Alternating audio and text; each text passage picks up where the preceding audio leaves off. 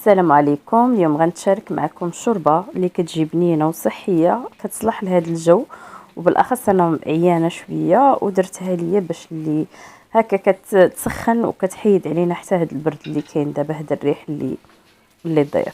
كناخذ واحد فروج بلدي يكون فيه هكا كيلو ونص ولا كيلو ولا مهم فروج بلدي كيكون ديجا مغسول مزيان بالحامض والملحه، كنغسلوه مزيان ونخليوه حتى يتسقطر. غادي نديروه في كوكوط، غادي ندير معاه زيت العود، عندي بصله حمراء مقطعه رقيق، وعندي واحد بورو حتى هو مقطع دواور رقاق.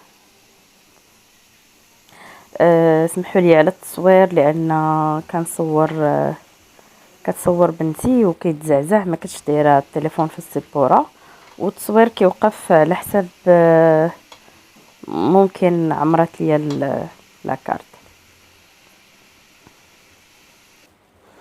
غادي ندير الثومه صاينه كيف شفتوا هكا. هاد الثومه من بعد غنحيدوها، غنحتاجوها في حاجه اخرى غنقول لكم فاش. غادي نحك سكينجبير خضر، هاد الطري هذا غادي نحكو، غناخذ واحد الكميه كيف شفتوها انا حكيتو.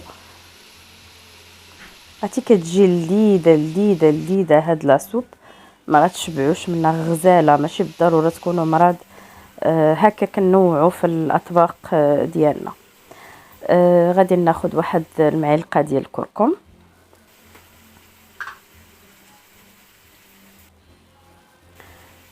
غادي ناخذ السكينجبير حتى هو واحد المعلقه، والفلفل الاسود معلقه. كيف كتشوفوا المعلقه غازي، عندنا معلقه صغيره ماشي كبيره.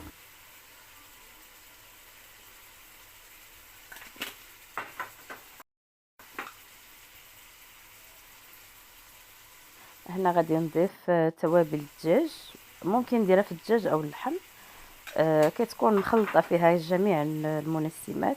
وهنا عندي زعفران زغبه اللي مرقتها في كاس ديال الماء، وغادي نضيف الماء على حساب يغطي ليا ديك الدجاجه او الدجاج، نغطيها وغنسد عليها الطيب على خاطرها بوطه مهيله، ما نجهدوش عليها البوطه. كيف كتعرفوا الدجاج الصغير دغيا كيطيب. وهنا ضفت المليحه. هنا عندي الفيرميسيل ديال الروز اللي رطبتها بشويه ديال لاصوص، او رطبوها نتوما بالماء، انا حيت خديت من الكوكوط.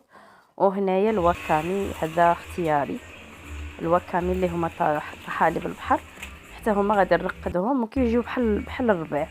هنا عندي الخيزو مقطع رقيق، والعدس عندي تقريبا تما واحد 3 المعالق.